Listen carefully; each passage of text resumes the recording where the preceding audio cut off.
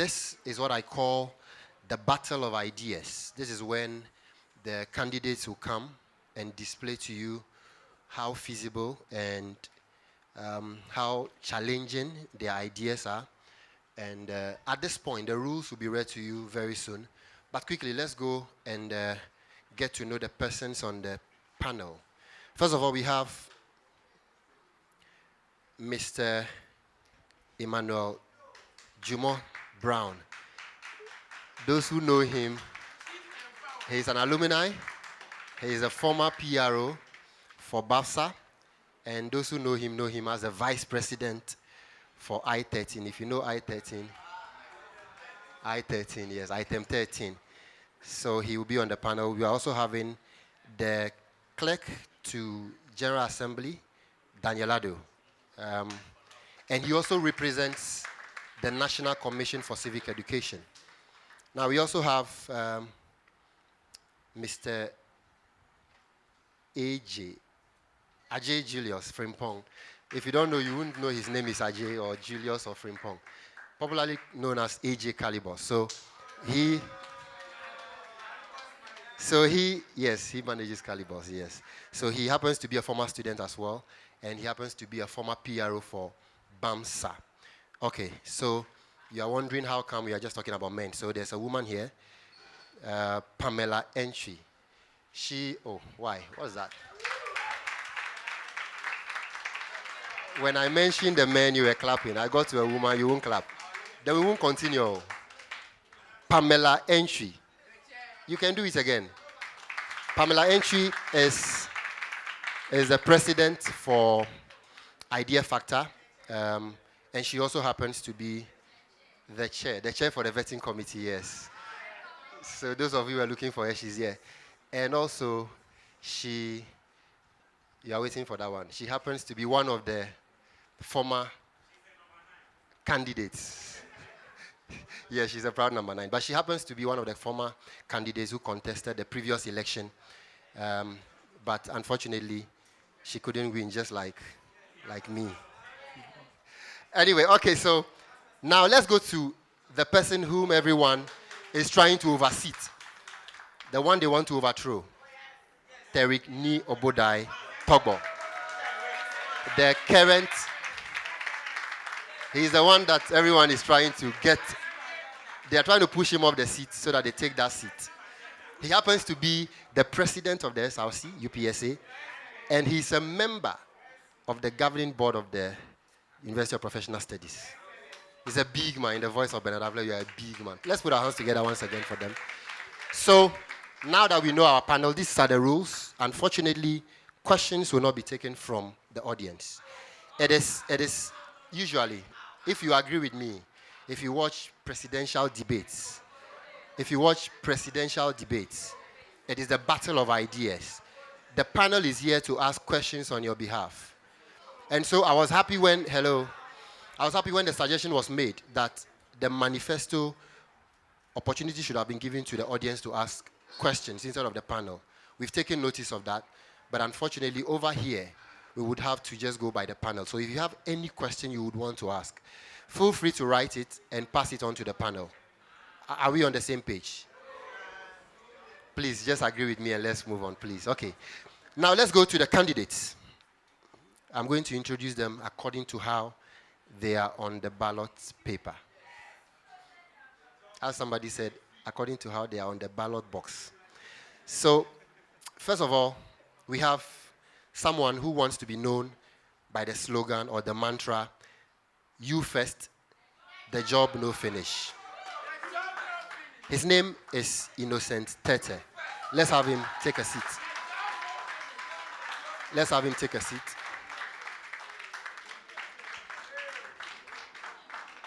Yeah, so we have the president and his running mates to support him.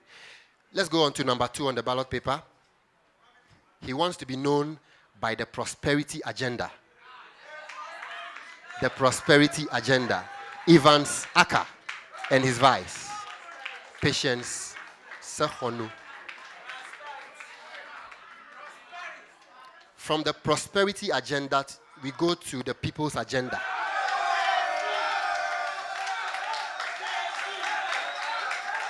From the prosperity agenda, we go to the people's agenda.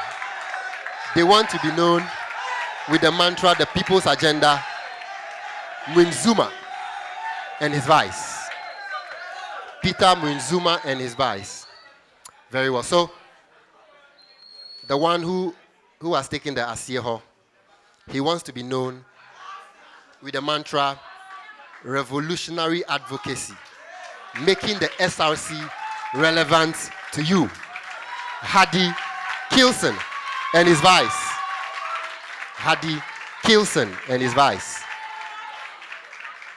So, we present to you the persons who would want to become the SRC president of this university. They are about to battle with their ideas. Pay attention to them. I believe that this is the point, one of the points that you make that choice as to who has the better ideas. And you make that choice. So please, let's pay attention. Let us comport ourselves as we go through the process. So at this point, I'll hand over to the panel to take over. Thank you very much. My name is Sylvanus Bedra, and I'll be your moderator for the next 2 hours or so. Thank you very much, Sylvanus Bedra.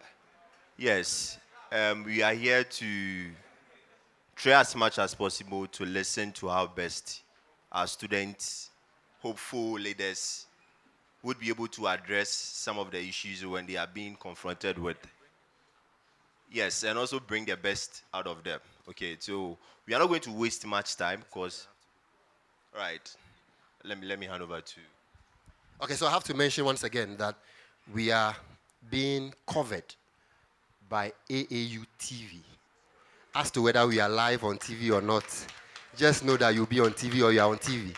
So, and they happen to be one of our sponsors or one of our partners. I'm sure you know we are live on Facebook. And that is how come someone got the name EC Facebook. At this point, let me introduce that man who asked me to join him to do this together, to be part of the Electoral Commission. He happens to be the chair of the Electoral Commission. Let's put our hands together for Honorable Daniel Nuku Kove, a.k.a. EC Facebook. I also call him EC Facebook. EC Facebook. Good evening to us all. Thank you very much for being a part of this program. I think once in a while we are seeing something like this in UPSA. Let's give it up to the SRC President, the Commission, and then, yes. Thank you very much, AAU TV. Please, in as much as we are here to support our candidates, please, let's comport ourselves. That's the only message I have for you. Let's listen to them and let's judge. And then I think on 26th of April, that is come Friday, next week Friday, our hearts will decide. Thank you very much and enjoy yourself. Okay, thank you very much once again. And once again, you are welcome. Comport yourselves. Let's just take off.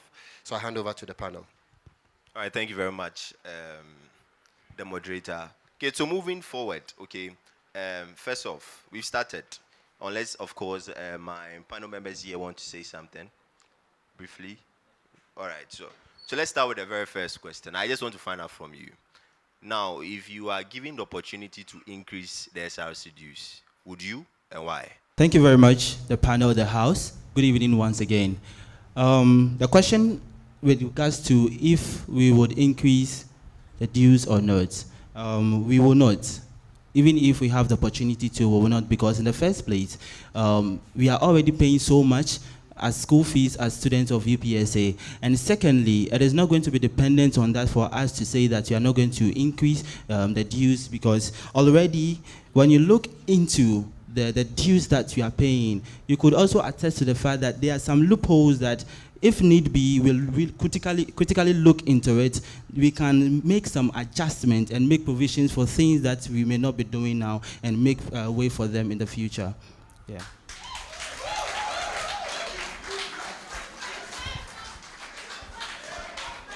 All right, so with regards to the question that you asked, I'm not going to increase the fees, the dues on any day. Yeah, this is because, like my colleague rightly said, that we are going through so many stuff now. The fees are, they are high. You understand? So the fees are high. So we will not be able to, increase the dues. But if for some reason, in the ultimate future, we should do that to reflect, the current standards, I think that will also be a step in the right direction to make things work. But under normal circumstances, I'm not going to increase the SRC dues on any day. All right. Thank you very much. All right. Thank you very much for that question. As to whether we should increase the SRC dues, I don't think I would do that.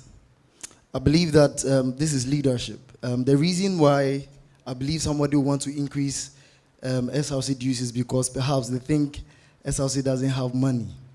But I believe that we need to be more pragmatic and innovative in our ways. And if you are more pragmatic and innovative, I believe that we are going to achieve more, even without touching more of the SRC coffers. For example, what I'm saying is that, for example, if we are able to have more sponsorships on board, now this is not hard work. I believe this is not carrying blogs, but this is about being smart. Okay. Now, with issues concerning, let's say, fees. Okay, with issues concerning, let's say, fees. Now, the baseline is that for you to increase SRC dues is like you increasing the burden of the students. That is how I see it. And I know the reason behind it is that perhaps you want to say that the SRC needs money. But I think that we need to work in a pragmatic and innovative way. And we wouldn't depend so much on the SRC coffers. Now, when you look at the economics profit, now the economics profit has to do with implicit cost. I always tell people that, the SRC office, somebody told me this, and I think it's prudent. Now, the SRC office, he told me that if you are taking everyone out of the office, okay, if we take everyone out of the office and we hire the office for, outsiders, we are going to make much money and we'll pay off debts of students. And he was telling me that now, when you go there, we shouldn't depend so much on the SRC dues. And that's our problem, I believe. I think that we need to actually go outside and seek for sponsorships. We need to be smart. We need to be pragmatic. And we need to be innovative. Thank you very much.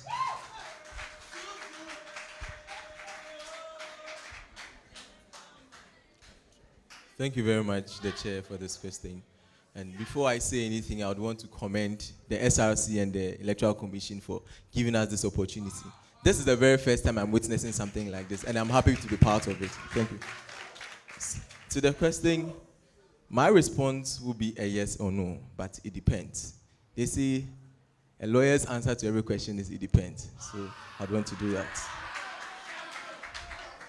On the issue of whether or not we should increase SRC dues, why is there SRC dues? The SRC Constitution has established the General Assembly as a structure to approve all levies of the SRC. What you have to do, first of all, is to consult them because they represent the students. If the students think that we should increase it, why not? It is not about us, it is about the students. So this is what I have to say about it. Thank you. In a minute, okay, in a minute, you tell us what you do for students in terms of academics, education, sports, security, and welfare. Wow. Each for a minute. Thank you very much once again. And so fast forward, on the issues of academics, we think that is the reason why that's the primary reason why we are in school. One of the things we want to do with academics, and we are told, please let's clap for the SRC president. We are told that 24 hours library has been approved. Thank you very much, Mr. President. That's all it is there. So on academics, one of the things we want to do, and I think the law faculty has even started. When you come to the law faculty, we are placed under lecturers to give us advice. Information is key. Knowledge is power. when we come to the university, we are naive. And for most of us, our first semester performance is relatively poorer than previous ones. We don't want to give excuses. So what we intend to do is to establish an academic committee for the SRC, where they are going to have first-hand encounter with students. And this we are going to decentralize in various departments, so that every department, the LSU president-elect is here, and LSU has an academic committee to do this. So we would want to replicate it in other departments, so that students would have an encounter. We are going through a lot. A lot of students are depressed when it comes to academic issues. And another thing we want to do is pairing, where we pair a level 100 student to a level 400. If the person does not have time for you, at least experience the person has gained in school is enough to guide you through, and this is what we want to do. The entertainment committee is established by the SRC Constitution. It's a standing committee. And I have been in this school for 3 years, and I think it is enough to give me knowledge on the activities of the entertainment committee. One of the problems I have is the name entertainment. It has restricted the committee to just Akwaba Week and SRC Week. But it should be an event committee, so that every activity, every program organized by the SRC will not be the responsibility of the executives, but the committee. So the first thing we want to do is to restructure the entertainment committee. Second thing, we speak about inclusiveness. And I would want to say this. I know some Takrade boys are here. Please, the Fancy Confederation. Yes, thank you. We did something that is extraordinary when it was Rep Your School. Instead of repping our schools, we brought Takrade to Accra. We want to personalize entertainment. The reason why someone will come out for artist night is because it is personal. And I want to say this. When we were having the law faculty, we decided to have a movie night. We formed opinion polls. We had to choose between this auditorium and the Accra Mall. So we formed opinion polls. We sent links to various classes. Decide whether you want to go to the mall or the auditorium. The student chose the auditorium. So on that day, this place was full. Not because we forced them to come, but because they chose it. So one of the things we want to focus on is inclusiveness. Ignite the interests of the people. We want to involve students in the selection of activities. And I would want to comment the SRC president. I remember last semester, he posted on his status that there's not going to be any SRC week. Then a lot of students were asking him, so the interest was there. And this is what we want to do. We are going to engage students in every single process. Selection of activities. There are so many student entrepreneurs. Students have talent. There are so many event organizers on campus. All we have to do is to give them opportunity. When it comes to welfare, and on issues of welfare, I added health, sanitation, and security. So I'm going to do all of that. Right now, they talk about STIs and HIV on campus. I think personally, I have been organizing blood donation exercises on campus. What we want to do with health is, first of all, to organize blood donation exercises with the SRC possibly, and health screening programs with health organizations. There is Breast Cancer Awareness Week or month. That period will have breast cancer screening for women. There are other activities. HIV, we will organize these things for the students. And that is this is what they need. This is what we have to do for them. So when it comes to health, this is what we can say about it. Security. The police is obliged by the law to protect us. We have not realized that part of their duty. What we have to do is not to wait for them, but to equip ourselves. So with our policies on security, we are going to collaborate with security agencies to give us first-hand information, defense mechanisms, so that when you are attacked in an event where you can defend yourself, you have enough knowledge to do that. We cannot rely on the police to do this. We should also play a role because it's a two-way affair. So when it comes to sports, the first thing we want to do is to make sports attractive.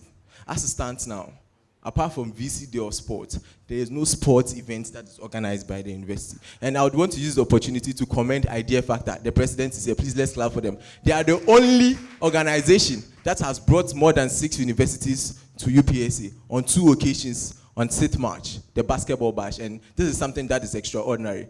SRC has not done it, and this is what we want to do. First of all, make sports attractive. We are going to include the students. We are going to bring up these activities. There's nothing like departmental sports competition. The hostels, and I would want to commend those who are behind the campus league. The boys decided to play soccer on their own, and they organized something for themselves. I think SRC will do better if they help, support by seeking sponsorship to push these things. the difference between us and those who are doing well is opportunity. When you provide opportunity for students, we are going to do well. And I would want to say this on record that the things that sell the school is not just the academics. Because if it was just academics, then someone will have a first class of 3.6, someone will have 3.98, and you can't contest. That is why when we go for interviews, they ask for your CV. The extra thing. That is where we are interested in, student development. So we are going to provide opportunities for students who have interests, not just those who have, but those who are enthused about sports so that they can ignite their students. And I said this during the manifesto reading that there's a student who won the Sprite Ball Championship.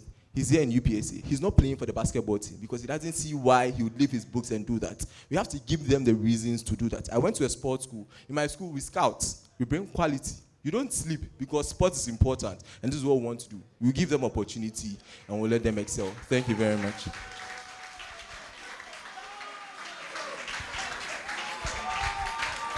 All right, so academics. All right, so with respect to academics, prior to that, I just wanted to know that I'm a student lecturer myself. I teach students. I teach economics, accounting, and anything mathematics. And I've actually taught a lot of people. What it means is that it's not as though I'm special. What it means is that I understand math. And what it also means is that there are a lot of people like me. Okay, so what the SRC can do with respect to academics is that we need to liaise with faculty officers and departmental heads. And what we'll do is that we glance through every class, and we actually get students who are actually well vested in several areas, or even if it is one area that you are good in, we pick you and we use you as a student lecturer. Now what it means is that we will schedule a class each and every day. We schedule a class that will be controlled by the SRC. Now we pick a student from level 100. Currently there's one brother around, Gelly Ben. He's now teaching. He teaches weekend students. I taught him in level 100. So you see that we have a lot of them around. So when we use them like this, so each and every level, we have student lecturers in each and every level for each and every course. So what it means is that we gather them, we give them a student lecturer, now they teach them even the basics. We believe that when students teach students, their fellow students, some way, somehow, they do comprehend, they get it quickly, as compared to when they're in the class. Because this, from empirical evidence, as I teach, they get more A's. It's not because I'm special, but it's because they can relate very well with me. As I continue, His Excellency brought something up last year, an initiative to teach students. So he picked brilliant students from each and every faculty, each and every course. So they teach. But this one, we are not going to do it in revision week, but we have to start it very early. Because we believe that we need to start early so that we don't pack or compile everything on them. So we need student lecturers. But what you need to know is that when they teach, I believe that the greatest student is the teacher himself. The more they teach, the more they know, the more they become better. Now all we have to do is perhaps compensate them in other ways. That is with respect to academic excellence. We need to give them student lecturers from their own colleagues. Now when it comes to sports, currently I'm the founder of Zuma Football Club on campus. So I kind of know what is happening in sports. What is happening is that students do not patronize sporting activities because they do not see the value they gain from that. Because they seem not to buy it because they feel like when they come, they don't gain anything. But what we have to do is that we have to rebrand it. We have to make it very competitive. What do I mean? We have the campus league already there. Okay, now all we have to do is to get more sponsorship. As I always say, we get more sponsorship. We make sure when we get sponsorship, they will come. Most of them were coming because we had 1 or 2 water for them. We had small shops for them. They came around, they played football, they drank water. And what it means is that they are able to even develop their careers. So we need to get more sponsorships. And it's good that my running mate here is the ambassador for MTN. And what we are in talks with them. Now they will come in. We would provide, we don't have the documents here, but we'll provide it during the week. Okay, they will come around, they will sponsor the leagues. We need to sponsor the leagues. Not only football, but tennis, basketball as well. Now we need to revamp them, rebrand everything, then make it attractive for the students. Now, with respect to entertainment, I'll let him speak more about that, then I'll come in with the other field. Okay, with regards to entertainment, I believe that the reason why UPSA or activities are not being patronized by the students is because perhaps there are T's on the bill.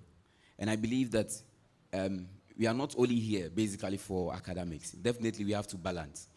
And of course, we invest huge amounts of money into entertainment, organizing Aquaba Week celebrations and also, Artist Night.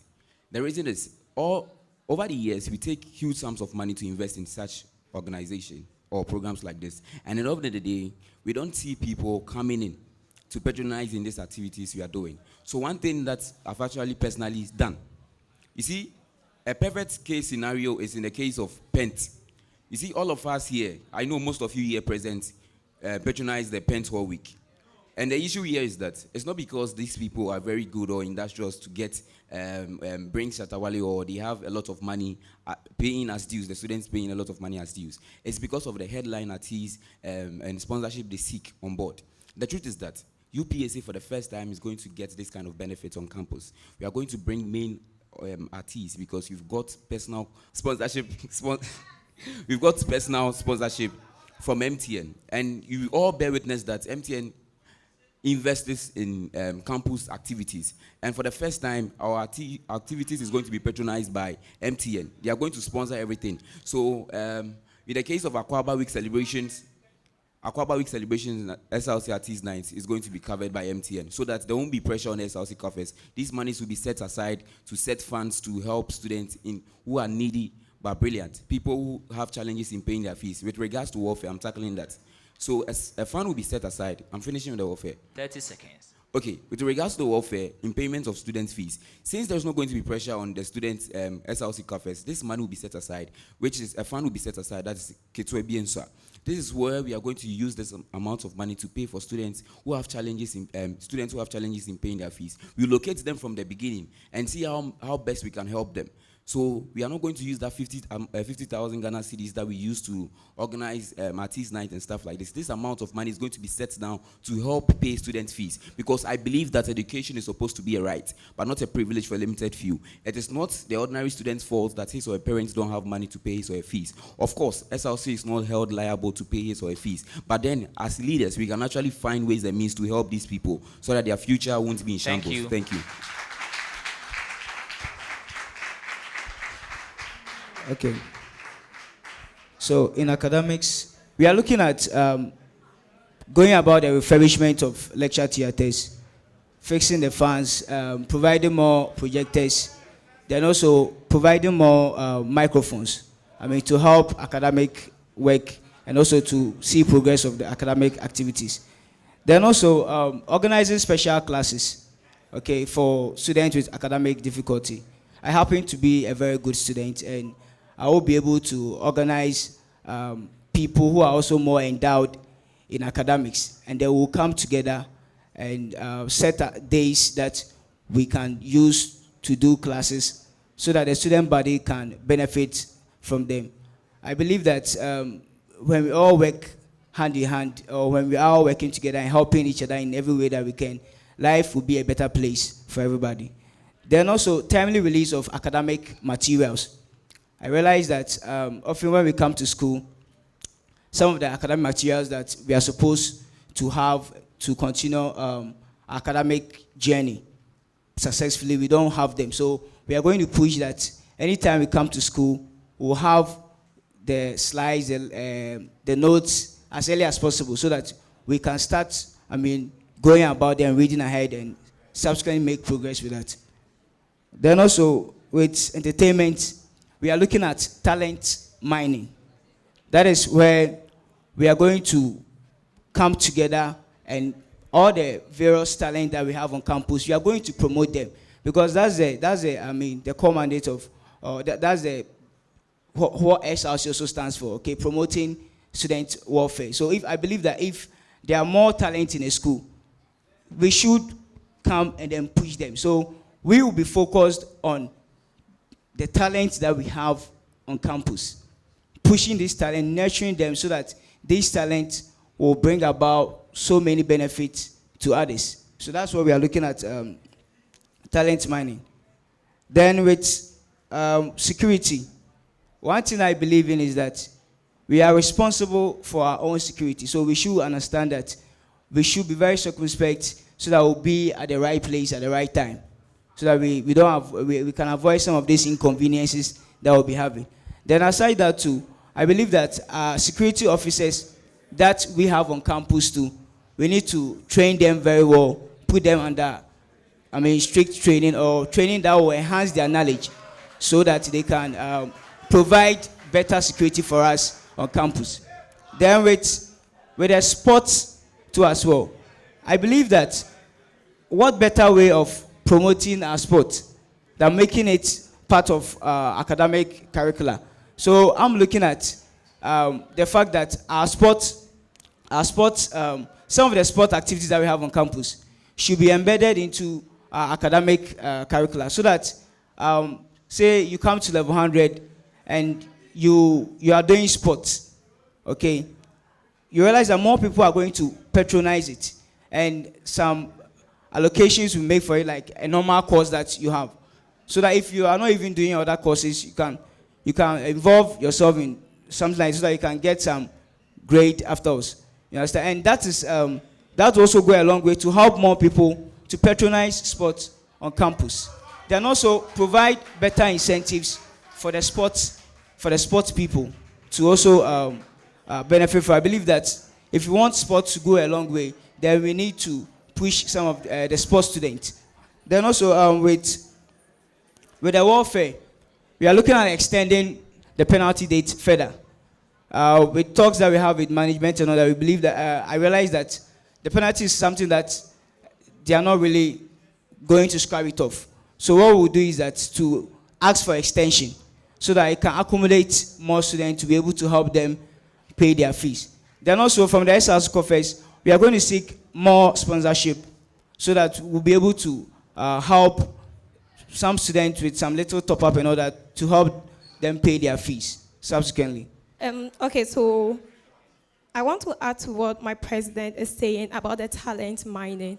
We have different talent. Some people are talented in a particular area. So you are a model, you are a singer, you are a dancer. That is your talent. And some other people too are talented with academic. So this is where the difference comes in. You know your field and you fix yourself accordingly. Please, are we together? So what we are trying to say is, in as much as UPSA is not promoted by only academia, in as much as we are not debunking the fact that a school is recognized with its sport activities, we are also saying that the academical aspect of it is very, very important. So that is what I just want to add to what my president is saying. Thank you. Okay, a quick one. Please note that you are going to, ask your fellow aspirants questions as well as to the submissions they do. So please kindly take note as well. Thank you very much, the chair. The very first thing about academics has to do with the breakdown of grade points. Now, it is our vision that moving forward, we call for a breakdown in the grade points in our student portal. And what is going to be the relevance of this? It means that it will get to a point that students would get to have their exam scores visible to them, and then in the long run, they are able to make assessment as to how well they are performing in terms of examination, and when need be that they readjust or manage their structure of studies, they will be able to do so. Then the next thing has to do with the week celebrations under academics. Now you realize that our week celebration over the years have gotten to a point that almost all our activities are becoming monotonous. It means that we need to get to a point where during our week celebration, we should be able to organize specific seminars for students, not just entrepreneurship seminars and all that. Now we have marketing students, we have public relations students, and for that matter, they are professional students. It may interest you to know that you get to a marketing class, and then probably you have in your hand a bag of toffee or a packet of toffee. You give it to that individual to market it to the class. It becomes a problem. It means that over the years, we are always trained with the theoretical aspect of the marketing or public relations and what have you. But when it comes to the practicality, they are not able to do anything. So moving forward, we need to organize seminars that are departmental specific. So one time we organized this seminar for public relations, just public relations. We bring on board personnel who will come and train them and give them the realities on the ground with respect to public relations. Now, moving forward, I also want to talk about the diploma student. Now, diploma students are not strangers who are supposed to be treated like newbies. They were once students of UPSA, or they are students of UPSA. And that transition period from moving from diploma to continuing student should be very flexible for them, because it is believed that they have already been in the system, and then I don't see the reason why they should reapply and then go through all the process that fresh students from SHS is coming and going through, the same process for the diploma students to also go through. So quickly, I would want to touch on sports. Now, with the issue of sports, I believe that moving forward, we need to begin with the fundamental issues. Now, the current sports committee chairperson, he's a very good friend of mine, but to our surprise, this is an individual who does not find himself in any of the disciplines when it comes to sports department. It means that he does not really participate in this thing. So moving forward, we need to get to a point where when it is sports committee, we need to involve, probably we can involve the various captains of the various disciplines. So if it is basketball, we bring on board the captain of the basketball team. If it is football, we bring on board the captain. And these individuals will be found on the committee, and they will better advocate the interests of the sports department. And also, we need to seek for sponsorship when we are going for Gunsa games and other sports activities. Because when you go to Legon, when you are coming for program, you realize that they are in partnership with maybe UMB Bank and all that, and then they give them T-shirts and all that. But UPSA students will go for Gunsa games, and it is one T-shirt or shirt that they are giving to them. That is the very thing that they have to depend on throughout the Gunsa games. So at this point, I'll give it to my Honorable Vice President Hofo to talk about security. All right, thank you, the Chair. With regards to security, ladies and gentlemen, I want to put it on record that we've met at a time in Ghana where the level of insecurity is way too high. We've met at a time in Ghana where vigilante groups are even more superior than our police. Ladies and gentlemen, once again, we've met at a time in Ghana where people would get missing, and then the necessary authorities wouldn't even ask questions about where they are, the Tadi girls, the Kumasi girls, and whatnot. We can't sit back, hid behind our shows, and wait for a UPSA student to get hurt or get missing before we stand up to say that there should be light on our streets. Now, ladies and gentlemen, it is practically true and empirically doubtless that the SLC cannot solely fund the erection of street lighting on our streets. But mind you, what we can do is to liaise with the necessary stakeholders around to raise some kind of funding to fund this erection of street lighting on our streets. For example, we could liaise with the headmistress of precinct. They form part of this environment. We could liaise the self-filling station. We could book our appointment with our own vice chancellor, meet with him, so that we could research around the drawing table, and then we would see how we could, work at tete-a-tete to unravel the challenges concerning security. Ladies and gentlemen, once again, with regards to security, we are thinking of deploying police personnel around the environs of campus, so that at the time revision and exam will transpire, this is the period of time where people patronize the streets late in the night. Let's say from the hours of 2 a.m. or 3 a.m., you still see UPSA students on the streets. So we are thinking of bringing the Ghana police on board, so that they could get some kind of patrol teams, moving from vantage point, one point to another, one point to another, so that we could see how, we could better unravel the issue of insecurity around campus. Ladies and gentlemen, still on security, I would like to state on record that we've made advancements to meet with some personnel, around, those who we could rely on or fall on to erect these street lighting on our streets. Ladies and gentlemen, mind you, anyone who walks around the environs of campus is either a student of UPSA, a worker for UPSA, or a dweller by UPSA. Thank you. Each and every one within these three categories matters. Each and every one matters. Thank you for the first questions. Okay, so my question is on the issue of penalty. How do you intend dealing with it? All right. So on the issue of penalty, we would say that we want to be realistic.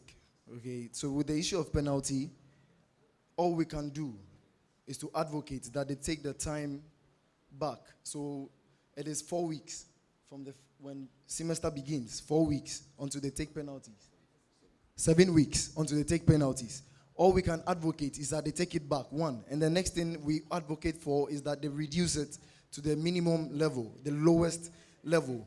But as scrubbing it off, you see, before we even wrote anything about fees and penalties, I made inquiries and I got close to the GRASAC president. And the information he gave me was that our presidents have reduced it for us, yes. But it has been said, in Legon, currently, at the moment, they don't take penalties anymore. Now, what it means is that when it's at the 7th week, they defer automatically. And the chairman of council, with respect to what he said, I'm quoting him, he said that the chairman of council said that if any candidate should, in case we win, come there and speak about the issue of penalty, what it means is that they'll scrap it off. So we are doing the students more harm than good. So we made sure that we made investigations, and that's the issues on grounds. Okay, so what it means is that when they scrap it off, we don't have a second chance. So when it is 7 weeks, 4 weeks, no student pays penalties. Automatically you defer to the next academic year, which I believe shouldn't be the case. But what we can do is to negotiate. But to say to scrap everything off is not prudent. To scrap everything off is not prudent. Yeah, so with the issue of the penalty, we are looking at pushing for an extension of the penalty date. So it starts within the 7th week. So we can make it that every 2 weeks, you pay maybe 50 Ghana cedis. We'll push it 2 weeks by 2 weeks, 2 weeks by 2 weeks, so that it can accommodate most of the students on campus to be able to pay their fees. Being realistic, when penalty is being scrubbed off, it's going to be a worry for the student body. Like my colleague rightly said, that when a penalty is being scrubbed, that means that during the 7th week, you come off automatically or you defer automatically, and that wouldn't be a best interest of the student, but that wouldn't be good for the student. So what I'm saying is that we are going to look at extension of the penalty date so that it can accommodate more students to be able to help them pay their fees. Thank you. Thank you very much, fellow professionals. It is said that we can't continue doing the same thing over and over again and expect the same result. I would want to state for a fact that I am not the vice chancellor, neither am I the dean of students, to say that I am taking off penalty entirely. No, I know, and everyone knows that that is highly impossible. But when we raise the alarm of saying no penalty, it is for a purpose. And this is where our initiative of penalty insurance comes to play. And what is it about the penalty insurance? Now, this is what we want to do. For the first time, we want to propose that we take some percentage of the SRC dues, and then bargain with management and present this to them. And because this particular initiative is going to work like an insurance, it means that if management would be willing to accept this initiative, it means that any student who would find himself or herself in the shoes of paying penalty is going to be covered with the penalty insurance policy. And that is what we are talking about. So I want to put it on records. Thank you very much. Thank you very much. The law is coming. The chair, I'd want to talk about the essence of penalty. And this is an issue of law, so the law is coming. Now, first of all, let's commend the SRC president for the reduction of penalty. Please let's clap for the SRC president.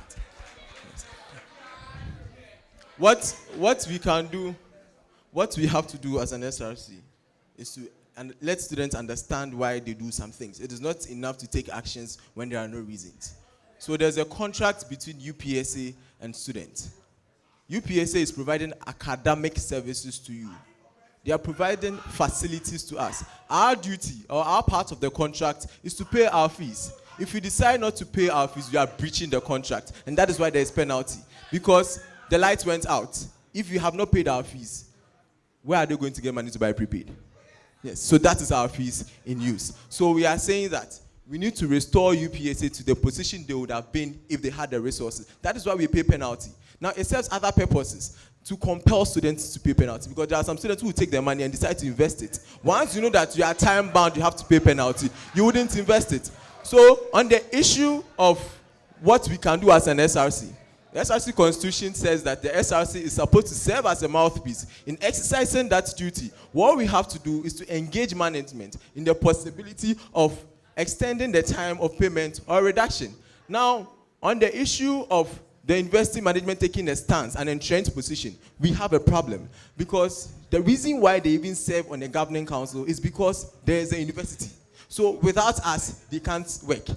So it is not enough to take that position. What our administration seeks to do is inclusiveness. Time up. Your time is up. Sure, thank you very much.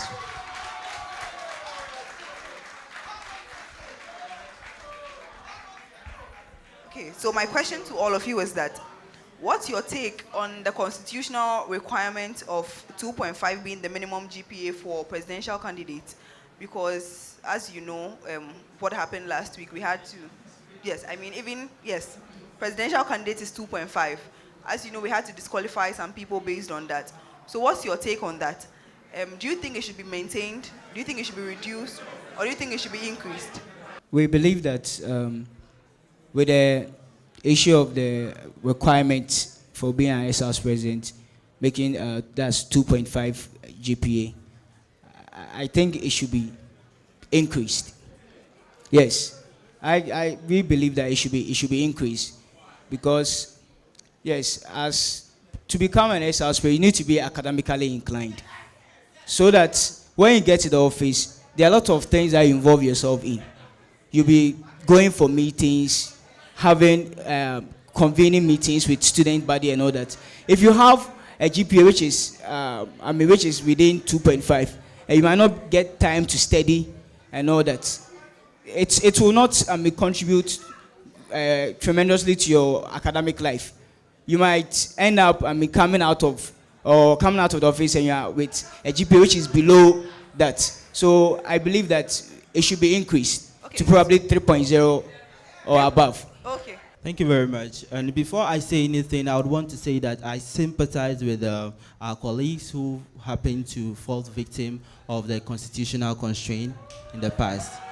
Now, the issue as to whether the grade point to be increased or reduced is very relative, because I believe that in the end, it is not ideally about the grade point as that you are standing on. You may be a first-class student and not be able to deliver to the student. You may be a third-class student but still not deliver to the student. And that, I believe, is not what is in the interest of the people. Yes, it is good that as a leader, you need to also build your academic potential. Yeah, that is good. So as a leader, when it comes to your academic abilities, it is left to you to deploy strategies as to how you are going to manage your ways out. But paramountly, it is about the interest of the people. And even if you are it's going to take you to be in the first class, second class, or whatever, but still deliver to the people, I'm good to go. Thank you. On record, there are some of the greatest leaders in our country who are not necessarily first class students. But with respect to the GPA of 2.5, I think it is enough. But yeah, I think it is enough. It is enough. And so the constitutional requirement for the GPA of 2.5 as a UPSA student should not be amended. So I'm in full support of that. Thank you very much. And before we pass the microphone, we would want to even understand why it is there. a commission was set up to draft a constitution. They consulted, they brought it to GA. The General Assembly is a representation of all students, and they approved it.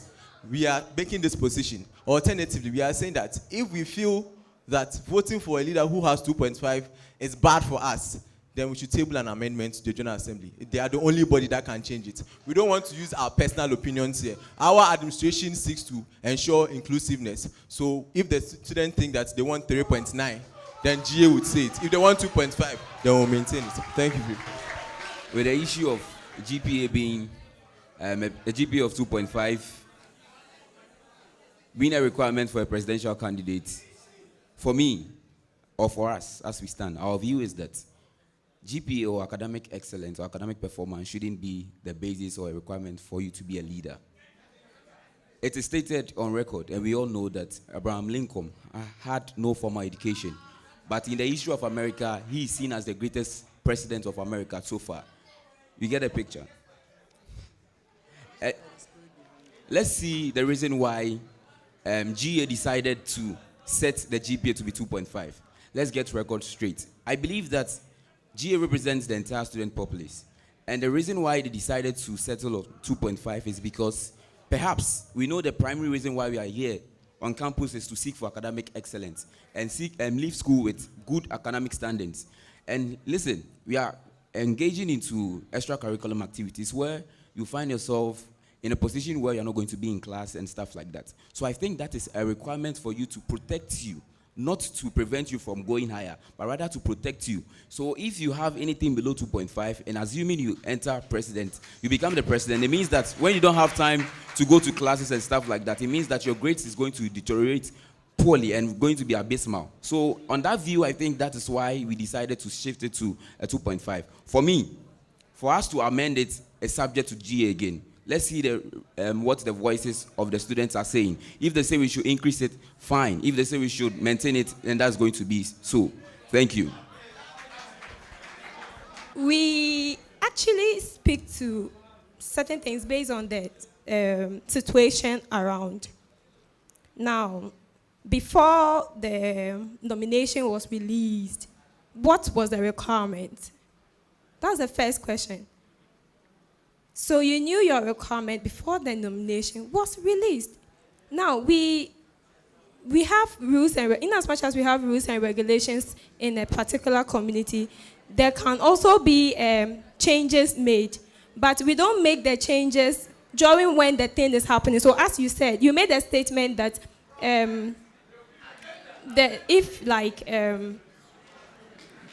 I've forgotten what you made a statement, and what I want to say is, what is the situation around? Let's look at the situation and deal it accordingly. Because we don't go by a hearsay. Okay, we don't go by a hearsay, but we go by the actual situation on the ground. Thank you. Okay, please. You guys are saying on record. You are trying to tell me when the Constitution Review Committee sat, the processes they did, you guys weren't involved, because if you were, you'd have gotten to know that it was initially 3.0, of which when it went to administration for a review, that is when it was slashed to 2.5. So you are trying to tell us on record that you guys are saying you are lying to us. You are all lying to us. You are all saying on record, we are saying on record, but when GA sat, it was 3.0 for presidents and other portfolios. It was 2.7, right? 2.7. That was what was agreed. So please, don't lie to us. Thank you very much. Please, I would like to ask you, will you be committed to making financial accountability available to all? If yes, how? Please, 2 minutes. Again. Will you be accountable, or will you be committed to making financial accountability available to all, as in all? If yes, how? Thank you very much for the question. I believe that when it comes to expenditure in SRC, it is about the funds, it's about the dues, it's about the money of the students. And on any day, whatever transaction you are going through, whatever initiative you are embarking on, at the end of the day, you should come back and account to the people. And so I strongly believe in accountability to the students. However, how do we intend when we should give him the nod to render accountability to the student? This is where we feel that periodically, if not for anything, every month, we should address the state of the SRC to the students. And by this, they would always be abreast with whatever activity is going on with SRC. And this is what we hold in high esteem and we want to do. Thank you. Indeed, financial accountability is really relevant in governance to bring about peace and trust. If you're a leader and you don't hold yourself accountable for things, the people are not going to trust you. So it is very important. So in my administration, I'm looking at, from time to time, okay, publishing our budgets, our reports on the SRC website so that every student on campus can get to know of what is happening. And then periodically to have engagement with the students on the state of affairs of the SRC.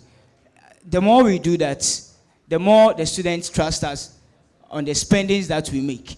So we will not have any issue with any student because we are open, we are transparent about things, and we'll start making progress with everything. Thank you very much. Okay, so with regards to financial accountability, I don't think that we need or we have an option, but it's rather a responsibility on our part to do so, because the people are entrusting their hope and their administration or their whole stay for a semester, a whole academic year in our care.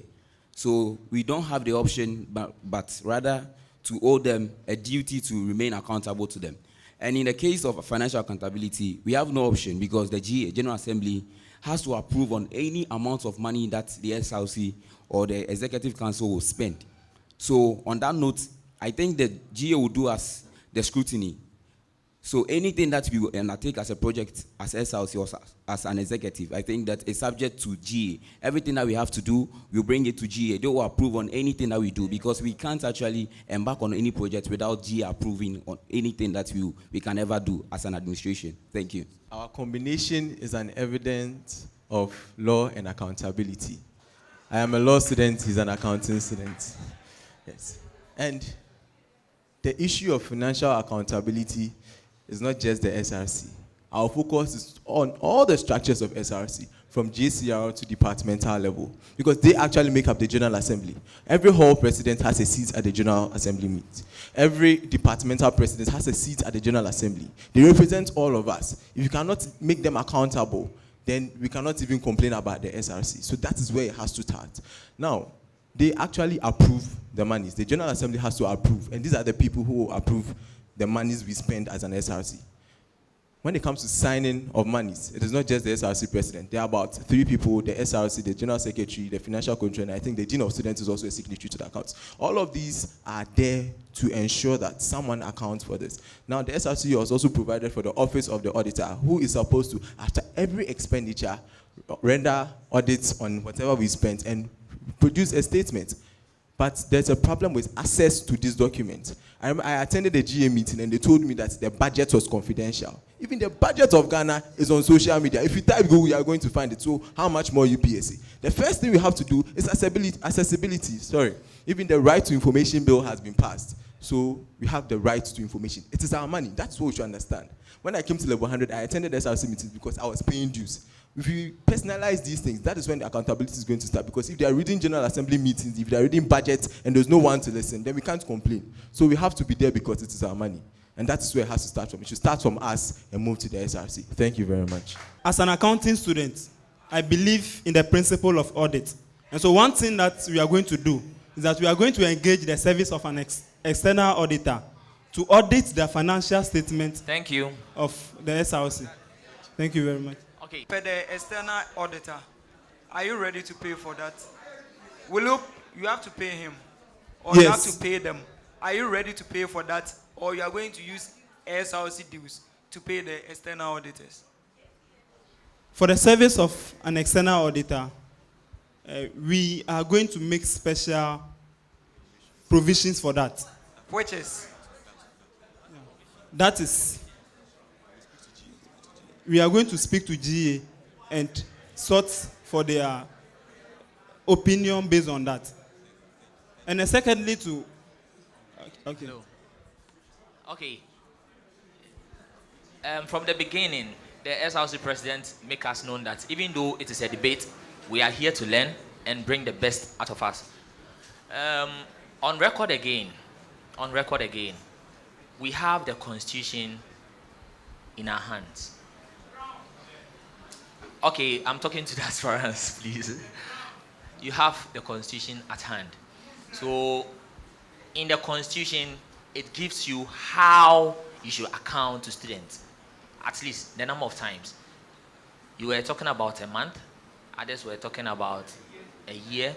But at the end of the day, the constitution tells us or make us aware that 3 times in a year. 3 times in a year. It's just like we have the constitution, but we don't read them. So please, we have 3 times in a year that you make account, which is the beginning of the semester, the first semester. It is just like a budget. So the next semester, which is the second semester beginning, you give as well. Then the last part, when you are leaving in office. So please, let us take note. It is 3 times in a year. Thank you very much. All right, so to my second question, okay, to all of you. Now, professional Mondays.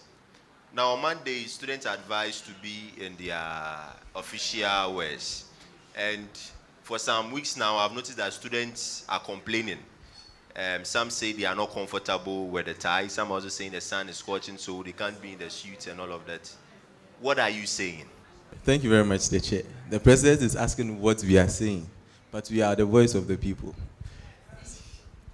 When it comes to professionalism, I think it is the anthem of UPSA, but it is the extent of professionalism. I don't know if professionalism is the suit and the tie, or professionalism is when you wear a formal outfit.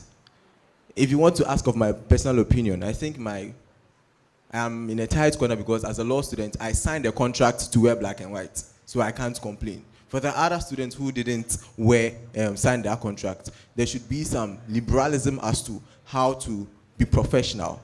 So we would engage management and see. But I think we look good in the suit. So I would advocate that we try our best to. But we are going to engage management, the voice of the people. If the people are complaining about some aspects of the professionalism, we would want to engage management and see the possibility of what they can do about it. Thank you. As per the dress code policy in the handbook, they have stated how we need to dress on Mondays. And it is not, when you look at the dress code policy, with respect to suits, they put into brackets optional. So it's optional to wear suits or not. So I believe that those who are feeling hot, it's optional. They can wear a suit or without a suit. It's good to go. And moreover, I believe that we have a dress code policy in the student handbook, and we need to follow as such, because I think, let me say I know that the dress code policy was written in cognizance with the Article 2 in the SRC Constitution. So I believe that students need to follow the dress code policy, and with respect to suits, it is optional. They don't need to wear suit. They are not obliged to wear suit. They gave them an option to wear a suit or not. So that is it. Okay, you still have time. So what is your definition for suit? You are saying suit. What is your definition for suit? All right, so my definition for suit is when you have the suit, the jacket on with the, let's say we have the jacket, this one, with the same material, with the tra. Okay, so I believe you wanted to say the jacket. The jacket is Yes. the optional. Yes, it's optional. Okay, so the jacket is the optional, not the suit. No, in the handbook, they wrote suit into bracket optional. I'm quoting from the handbook. Oh, okay. Mr. Chairman, with respect to the professional Monday, I believe that in as much as we want to fulfill we want to serve in the best interest of the student, we also have to look at the other side. It's a professional Monday, so let's all wear what we are supposed to wear to look professional on that Monday so that nobody is differentiated from us. So for me, I think that we should go by, for us, we believe that we should go by the professional code of dressing that they gave us for the Mondays. Thank you. And also, UPSA has a vision to carry its name forward. So, in as much as it's a professional Monday, the reason why they are making it professional Monday is because they want to put an image out there for the public to know that UPSA is a professional school. So we are not just doing it as any other thing that, okay, it's just a regular Monday and it's professional.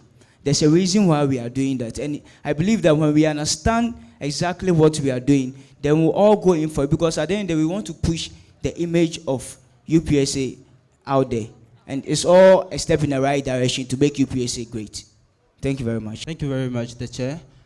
Personally, we believe that there is nothing wrong with Monday's professional attire. There's nothing wrong with it, because since you are professional students, it is equally important that, we exhibit that state of professionalism. However, I was privileged to have been part of the just past matriculation. And during the matriculation, this was the statement from the Vice Chancellor. And he said that there is something cooking in the pipeline. It will get to a time that we are going to wear professional attire throughout the week. And that is where my problem comes to play, because I believe that at least it is not just a professional institution, it is equally a professional university. Because you just misquote the Vice Chancellor. That statement was made by the Provisy. I didn't quote it. That statement was made by the Provisy, so I'm correcting you. Okay, thank you for the correction. But that was exactly what was said. And my take is that it is not just a professional institution, it is a university as well. And then under normal circumstances, a university should have that sort of flexibility in terms of what you wear, what you do, and what have you. So in as much as we are looking at the professional state of it, we should also consider that this is a university, and that the students should have that sort of freedom and flexibility. Thank you. And just to add to what he said, UPSA is accredited with the ACBSP accreditation. Now, this ACBSP accreditation is an American accreditation. Now, what it means is that UPSA is competing with other institutions in America. Now, UPSA should be put at a position where we'll be able to rub shoulders with these other institutions in America. So I strongly believe that wearing of suits on Monday has, nothing to do with the mimicry of this particular institution. What we have to do more is to advocate that these suits should be worn, say Mondays, Wednesdays, and Fridays, and not only on Mondays. I thank you. Okay. So I wanted to know their take on setting aside a period for resitting a paper, because you know that in UPSA, if you have a resit for this semester, you can write until the next year, same semester. So what's your take on having a period, maybe during the vacation, writing the resit papers during the vacation? What's your take on it? And what's your take on the special resit for the final year student? Thank you very much. All right, so special resit. I believe that every student in level 400 have some form of plan for their future. What it means is that after school, most of them will want to continue with their postgraduate or masters, not even only in this country or perhaps outside the country, and continue also with their national service. If we don't have special resit for them, my take on special resit, if we don't have it for them, what it means is that we postpone their life, because they have to come the next academic year. So they have to sit at home because they can't graduate. They don't have certificates to go into service and go into, all right. So they can't actually apply for scholarships to go outside the country to study, to do their masters after school. So with respect to special resit, I believe that is necessary that we have them so that we don't postpone everything in their life. So I asked two questions, and then what's your take on setting aside a period for writing those receipt papers, maybe during vacation? Yes. And before you go on, did you know that the VC has stated categorically that we're not going to have special receipts? So before any of you makes any statement, have that in mind. Thank you. Yes. I think there was a program. Okay, what you're saying is very true, because there was a program that I was invited by His Excellency Justice Gaduga to go and ask about the issue concerning special receipt, and he said that he made sure that he made us understand that it's not coming back. But you asked that our take on it. So setting a day or a month out of vacation, I think that it makes it's prudent, because during the period, the examination period, they can't write because the maximum credit hours given for students is 21 credit hours. So during the examination period, they can't write a paper. So what it means is that during the vacation, they can come around and write those papers and move on with their lives. Thank you very much. Hello? So I want to make sure that all of you have this point before you make your statement. Maybe I didn't rephrase the statement well, but now that he said that there's no special receipt, what will you do? What will you do? I believe that the Vice Chancellor is a man just like us, and he can change his mind. All we can do as SRC executives, we are not fighting with management. We negotiate. We work in collaboration. What we can do is to renegotiate. We should go back and negotiate again to bring special receipts. Thank you very much, the chair. I would want to tackle it one at a time. So, on the issue of setting aside a period for receipts, we would have to first of all understand why we have to write it during exams. Because lecturers allocate their time during vacations to mark. And I think they are, I don't know, but I stand to be corrected. They are paid for marking, the hours they spend on marking. So, marking during vacations, writing during the means, aside marking the normal exam, they are going to do extra. So what we are going to do is to negotiate or collaborate. And in fact, that is what SRC has to do. We are going to collaborate. The SRC constitution says that the SRC will serve as a mouthpiece for the student body. And I don't know what SRC has to do apart from representing the students. We preach the message of revolutionary advocacy. We'd want to rely on our advocacy skills to negotiate with management. I mean, persuade them into accepting the possibility. We are not saying that indeed we are going to set it aside. But I feel personally, I think it is enough for us to write it in that period, because the lecturers are going to do the same things. Now, on the second issue of receipt, unfortunately, the special receipt, unfortunately, the VC has taken this entrenched position. We'll continue to, because it has happened before, they've done it. So we are going to engage him in discourse and see the possibility. If it doesn't happen, then we are going to prepare the minds of students that this is what is happening. So as much as possible, restructure your academic calendar so that you avoid the possibility of a receipt. So that's what we are going to do. It's a two-way affair. Thank you. Thank you very much. The issue with VC saying that they are not going to take special receipts again is a very delicate one. You see, to some extent, it is about the welfare of the student. This must not only be championed by SRC, it is also in the best interest of management. However, if over time you have established a station, right, and then you come to realize that it is something that is affecting the students over time, then we can now go back to them and present the facts to them. This is what you said on good grounds, but in the end, this is how it's affecting the people, and it is about their interest. And they are your sons and daughters. If and indeed you hold them in high esteem, then you should stand at the point where you can adjust your position or enshrined positions. Now, about the receipt equally, I believe that sometimes it is not the fault of the students. It is not the fault of the student. There are times that students complain that kind of lecturers they get throughout the semesters, they lecture them and they don't understand anything. You see, so we also have to, get to that point where when students are experiencing these things in their lecture halls, they should be able to present these issues before SRC, because at the end, if nothing is done about it, it goes a long way to affect the student. And this is the point we all have to get to. Thank you. So, we take it from the very basics. Why students have been writing receipt and all that. We take it back and then follow up with that.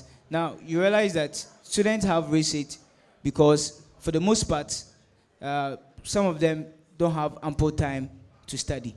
So we'd have to look at that from that angle. How we can avoid, so many students having receipt and all that. And if it is becoming an issue or it's becoming rampant, we go forward subsequently to negotiate with management on how best we can solve these receipt issues. And the issue with the special receipt, yes, I believe that if you go out of school, is this certificate that you use to, seek for employment and all that. And so because of some few papers that a level 400 supposed to write and all that is being taken or withdrawn from, I believe that that's not a step in the right direction. And so something has to be done about it. Yeah, so subsequently we are going to go to management, and then if it's an issue, we are going to negotiate with them so that something can be done about it. Thank you very much. Okay. Again, we are all here to learn. Again, we are all here to learn. It's as if you guys, you don't understand what is called special receipt. Sincerely, from the beginning, the reason why we had special receipt, or there was a special receipt, was that others in the past were offering around 8 courses. So with 8 courses, you are above the 21 credit hours, 24 credit hours that we were having. So in a way, management sat down. Others, because of the 8 courses they were doing, when you don't have time, evening students were closing around 9, 10, others more than that. So how can we compete with Legon students who completed the same year with us? Let us make time for them. When they write, they can have their certificate in time with those who are completing in Legon as well, because they are offering quite a number of courses. That was why the chance was given for special receipt. But now we are doing 5 courses. Others are doing 4. The highest, 6. 3 times 6. You are not getting the 21 credit hours. You are not getting the 24 credit hours. Do you get it? But to all of you, sincerely, to all of you, we are deviating from the special receipt issue that we have at hand. A level 400 student sits down, level 100 courses, level 200 courses that you had a chance to write. You don't write them, and in level 400, you are fighting for special receipt. Do you want management to just give you the chance to go and write? How? You had a chance to write. Right now, you are doing 5 courses. You are doing 6 courses. Do you want to add the 3 extra courses to it in level 400? Meanwhile, the one that you wrote in level 400 second semester is not out. How are you going to write that one as well? That is the reason why the special receipt was scrapped off. To you aspirant, the best thing you can do is that we don't have the chance. When you have a receipt in level 300 first semester, you write it in level 400 first semester. That is the norm. It is the following year. If it is first semester, you write it first semester. Second semester, you write it second semester. Level 400, you are in your second semester. You have 2 you have 2 receipts you have to write. Now, the one you write in level 400 second semester is not out. You are fighting for that receipt, and you are fighting for the one you had in level 200. Do you think management will let you do this? Do you get it? The simple thing you can do as aspirant, when you go, we are talking about advocate. the best thing you can do, I preach this thing to justice. We can't fight for this special receipt that you people are talking about, whilst others had receipt in level 100 they didn't write. The question is, most often students complain that the departmental president and the hall president do not feed them information relating to General Assembly meetings and others. So I want to know, how are you going to ensure that students get to know what is happening at the various SRC levels, being a General Assembly, Judicial Council, and a whole lot? Now, also, would you push that your statement of financial positions and then the auditor's reports be published on the notice boards in 3 minutes? Thank you. Okay, so, yeah, I will advocate that financial statement should be published for the student body to get to know of it. Because if with governance, we need to be transparent. I feel like for the most part, if you are not transparent about your dealings and how you, go about things and all that, it's disrupt the trust that you have between the students and you yourself. And so, in order for us to be very transparent, we need to publish financial statements on the SRC's website or the school's website so that students can get to know of whatever that is happening with the SRC, and also how we can get students to get to know of whatever is happening at SRC level, departmental, and all that. I believe that we should strengthen our communication system. And I was talking about the bulk SMS, where even if you have a young phone on campus, every student on campus would be able to receive any information concerning SRC department. So wherever you are, you will be able to get information about that, and you'll be notified from time to time about meetings and all that, so that subsequently you can make progress and come for some of these meetings. Thank you very much. All right, so I think your first question was about financial accounting, financial statements, and auditor's report. Okay, whether they should be placed in front of the student notice board. Okay, even in the corporate world, when they are done with their financial statements, they even publish it in newspapers for the general public to view. So even in the SRC, we should also follow, or we should also emulate that habit of putting the financial statements on the students' notice for students to know what they are using their money for or what is happening in the SRC. But your second question, can you reiterate the second question? The second question is, how do you intend making the students populace get to know what is happening at the various General Assembly meetings? Because most often the president do not disseminate information to them. They don't get to know what is happening at the SRC and others. So most of them are losing interest in the activities of the SRC.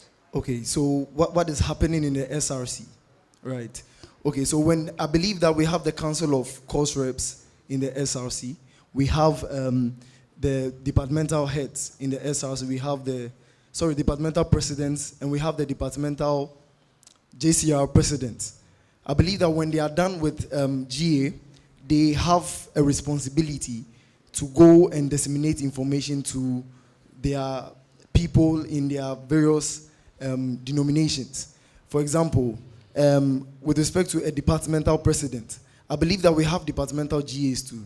So whatever happens in GA, the departmental president can take it to the department GA to disseminate the information amongst the course reps, even in departmental GAs. Now these course reps as well will take the information to the classrooms. All they can do is that maybe in the mornings or when they have a class, they just have to highlight or tell them or whatever happened in GA. And also they should encourage the students to also patronize when it comes to SRC GA and departmental GA. Thank you very much, the Chair. We actually have a policy on this institutionalization. What we want to do is to ensure a synergy between the SRC, that is the Executive Council, the organs of the SRC, and the structures of the SRC. As it stands now, GA members attend GA meetings and they don't account or report to the people. I believe in representation, and personally I have made this submission at a GA meeting that when you attend a GA meeting, when you're a GA member, you're not sitting there for yourself. You represent thousands of students. You represent hundreds of students who have elected you or selected you to be there. So whatever you say should not even be from you. So our administration, our focus on accountability is to first of all ensure that that report system from the SRC to the department to the GCL to the student is there. That's the first step. The second step is access to information, where we don't sing the song of confidentiality of documents. And in our manifesto, we mentioned that we asked two questions, that what is an SRC if the students for which it was established are not involved in its activity? What is an SRC if the students do not know what their money is used for? On these principles and inclusiveness, we say that it is our money, and they cannot do anything if we don't pay our fees. We are the powerhouse of the SRC. They are GA members because students even selected them to be there. Based on these principles, our argument or our position is that we have to make this document available from notice boards, and the clerk is obliged under the Constitution to send a report of GA meetings. When this is done, it shouldn't be given to just GA members. They should give it to the members. They should have access to this information so that if they have any position, any opinion about it, they can address the relevant authorities about it. So, yes, we want to make it accessible to students. Thank you. Thank you very much, the chairperson. I would also want to say that it is very important that at every point in time we render accountability to the student.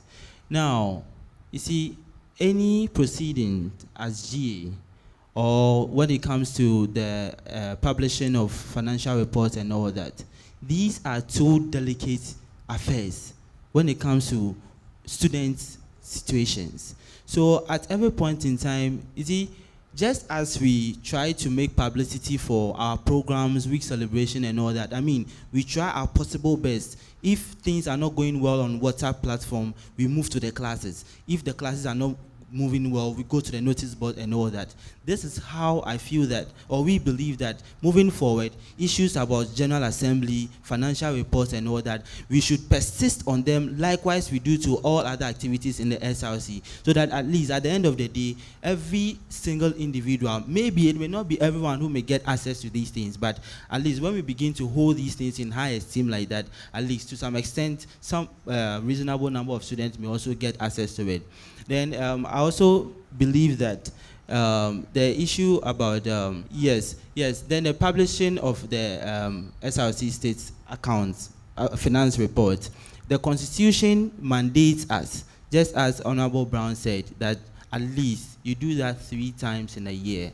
You see, the Constitution says at least 3 times, but I don't think, or we don't believe that it would also be wrong if you would want to go beyond the 3 times. At least, just as I said, every month, I think if you should do that at the end of your tenure of office, it means that you are going to provide accountability to the students about 8 times. And with that, at every point in time, the students are well abreast with whatever is happening, not from the beginning of the semester to the end of the semester. Thank you.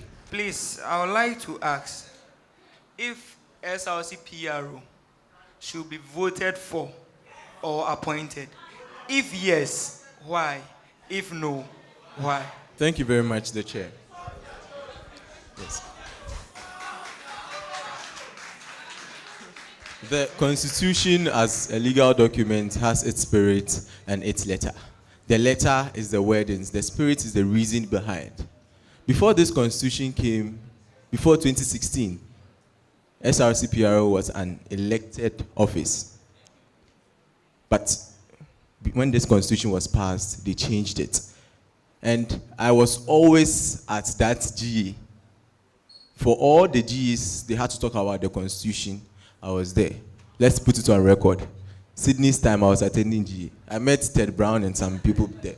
Yeah, so on this question, the reason behind making that office an office by appointment is that they intended to ensure a relationship between the president and the PRO, so that if the PRO is going to share in the ideology of the PRO, and I would want to share this, that one of the things that actually inspired this was the break in the chain of communication between the president and the PRO. Usually, people join forces when they are contesting for positions, so they look at the winning team and maybe want to move with a certain individual who is running for PRO. And if I lose and he wins, he has to work with a different president. Ideological differences. In order to avoid that, they had to make that office by appointment to ensure that the president and the PRO at all times have one mind. If you ask of my personal opinion, I have not seen that part of the General Assembly fulfilling the constitutional provision that the PRO will be nominated by the president in consultation with the Executive Council, with subject to the approval of the General Assembly. They shouldn't just say, yeah. I have attended GA meetings where they had to appoint people and nobody asked, no GA member asked the question. Yeah. And this was during the time of the current SRC president. And I am worried. So if you are asking of my personal opinion, and this is not the team, Hadi Kilson as an individual, if you are going to appoint, then GA members should really scrutinize them, because we've had PROs who have come and we haven't seen performance. So based on performance, I would want to say that we should revert to the time where students will decide based on the qualities of the individual, because now appointment is based on who helped me the most and who is my closest friend. So if you want to ask me, then this is our position. Aaron, would you want to say something about it? Please, Aaron is okay, so we are moving. Thank you very much. All right, I want to say something about what he said. I was there when Tarek was appointing the PRO.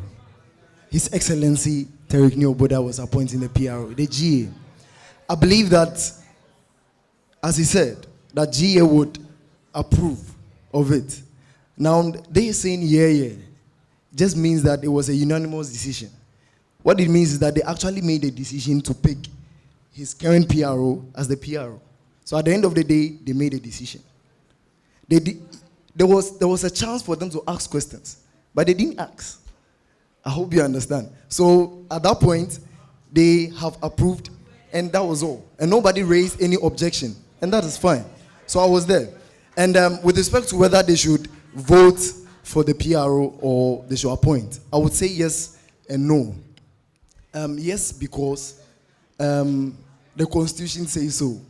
And I believe that when I compare from empirical evidence from those who were appointed and those who stood for the position, you would realize that those who stood for, they do well. They actually are able to disseminate information very well. And I believe it's because they stood up for it and they knew that that is what I wanted to do as a PRO. And then no, because it is also prudent that we follow what the provisions that is given in the SRC Constitution, that the Executive Council would sit up, nominate a PRO for GA to approve. That would be my stake on that. Honorable, please, I want to find out. You were saying the spirit behind the Sydney-led administration was that there must be a relationship between the PRO and the president. Please, did you confirm from Sydney or you just heard it? Did you confirm from him? Because this is somebody who had led the school. So you cannot stand here and say something in his name without confirming from him. Did you confirm? Thank you very much. Thank you very much, the chair. The issue as to whether the PRO should be appointed or elected, we believe strongly that either way is highly legitimate. However, the legitimate issue is that, you see, one of the very things that have made the secretariat, SRC secretariat, FC, and some other portfolios very effective over time is that the Constitution demands that these individuals should come to their field of specialization. But here lies the case that we call for FC, who must be an accounting student. We call for, but when it comes to PRO, you know, we have public relations students amongst us. And these are practitioners when it comes to public relations. So it means that on any day, they can better come up with strategic policies or, structures that can improve the office of the PRO. So moving forward, we are calling that there should be an amendment in the Constitution so that the PRO, the office of the PRO, must also, the constitutional requirement should be that that individual should be a public relations student. So that at the end, when it comes to the issues of communications, we will have someone who is an expertise in the field. Thank you. All right, so I don't have a problem you appointing public relations students as as PROs, but I want to say this, that the fact that you are a public relations student, that doesn't mean you can communicate very well. And that is the basis of it all. I have seen administration students, I have seen marketing students, and accounting students actually disseminating information very well. And public relations, they are nowhere to be found. So you cannot use that as a basis to say that because you're a public relations student, you must necessarily be appointed as the PRO. No.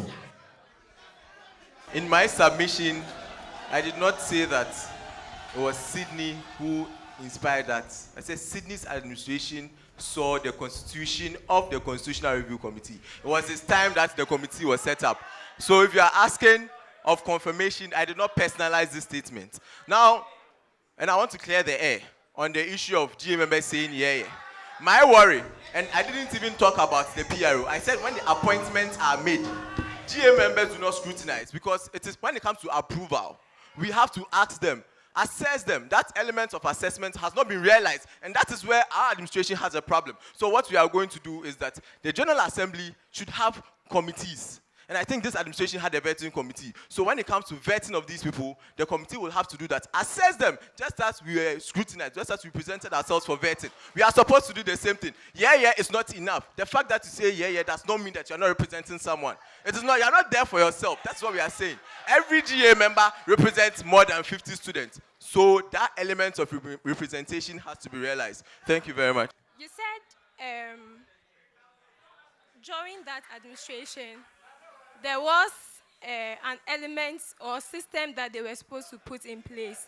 Please, did you ask of those state elements? And if yes, did they go through those processes? Please tell us. Now, with regards to the PRO being appointed, we are hinging this particular argument on this. It's a constitutional requirement. That is qualification for financial controller, IX. Now it says that he or she must be pursuing an accounting program or show evidence of having an accounting background. That's why we are saying it's only fair and prudent that in appointing a PRO, the person should come from the PRO department. Because what to be honest, what is good for the goods is good for the vandals. This Honorable Ted, I think she has done your work for you. When you were asking the number of students who go for GA, this is evidence that she hasn't attended GA meetings.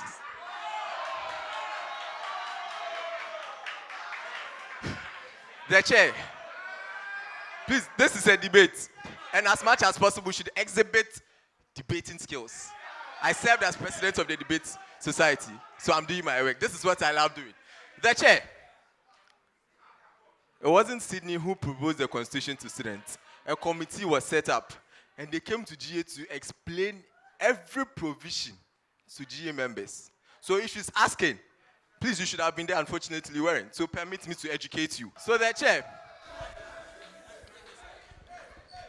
Please, let's exercise patience. Calmly. The chair. One of the reasons the committee gave was the ensuring of a synergy between the president and the executive council. And the PRO is supposed to be the mouthpiece. So where there's any break in that relationship, it affects the whole progress of the SRC. Even with the current situation, we still complain that we don't get information. So imagine where the president and the PRO is fighting. And I have even stated my stance on whether or not he should be appointed. But in addressing this issue, the committee gave that reason that they should ensure a relationship, and that is the spirit behind the president appointing. Because the president is going to look at who shares in my ideology, who I can work with, comes to teamwork. So if she's asking of my confirmation and authority, if they went through the process, the committee did their part by presenting the document to GA members. They projected it. 2016, yes, I was there. They projected the document, read every article by article. GA members asked questions. I asked questions. And for the records, we are talking about records, I inspired the inclusion of law students in the Judicial Council. Thank you very much. I also want to rebut to what Honorable, my brother here said. With the issue of the financial controller stating an example that the financial controller has to be limited to be an accounting student. I believe it makes sense because this is a special purpose. It's a delicate portfolio, and you can't actually give it. You can't make it open for a PR student to contest for such a position. You get it? So this is limited to people who have the accounting background. In the case of PRO, whether I'm an accounting student, whether I'm an admin student or a marketing student, doesn't limit me to become a PRO. So in view of this, I think that for the case of the FC and the auditor, that person has to have a background of accounting. But in the case of a PRO, the person is limited based on the expertise he or she has or the skills he or she demonstrates in PR. Then the person stands a chance in contesting or applying for such a position. Thank you.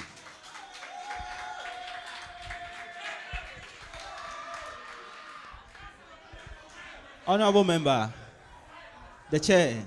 You see, I'm not an accounting student. You get it? However, I have come to learn a bit of accounting, but balance brought down and all that. But you see, I cannot. Hello. I cannot effectively execute anything when it comes to accounting, although I have a bit of experience of accounting. Now, this is an entire institution. We are looking at communication at large. So, it would only be prudent that if you are calling for a financial controller to be an accounting student, because that is an individual who believe that understands the in and out of accounting and can better execute on the job. That is the same way we are calling that when it comes to communication and its related activity, a PR student on any day would better perform than business administration student.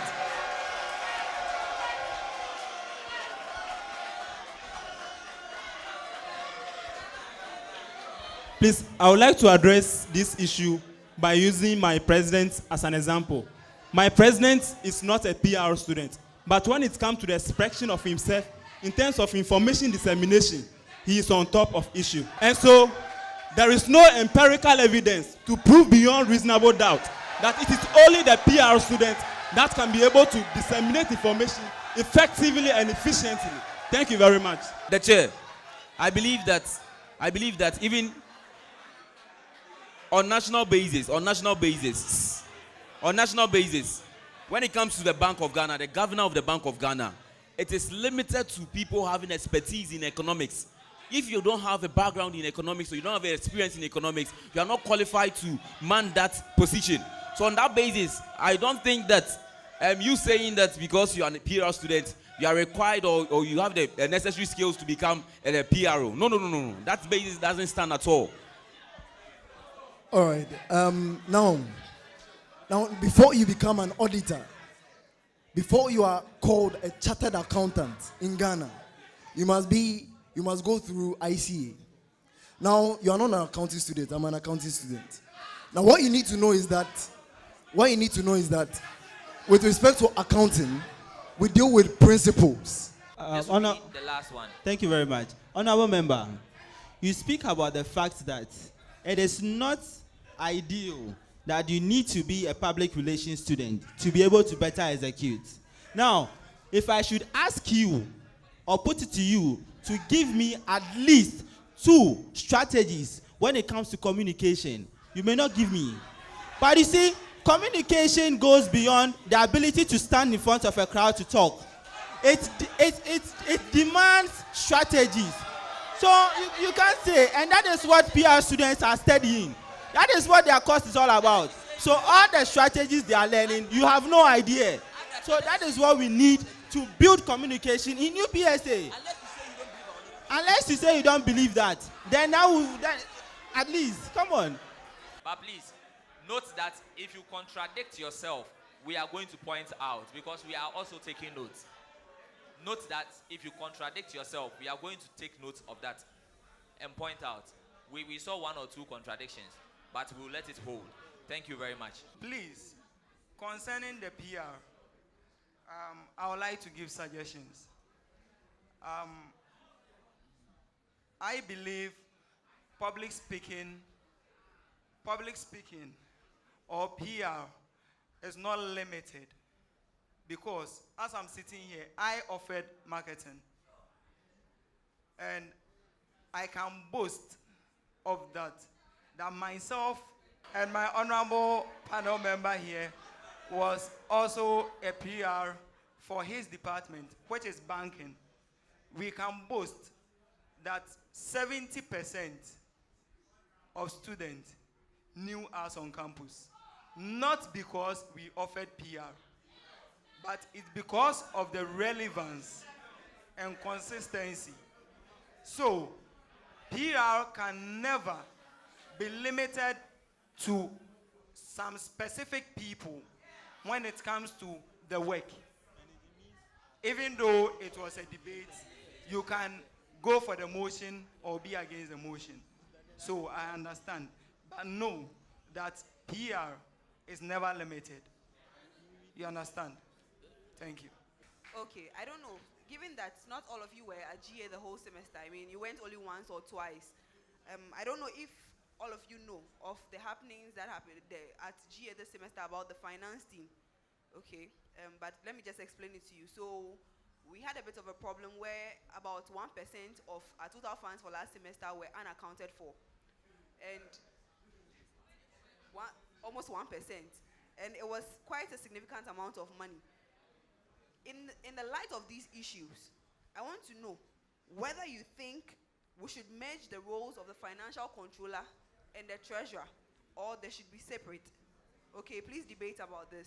And you've already been told it's 10 minutes for every debate session. So make sure you limit your rebuttals. Thank you very much. Thank you very much, the chair.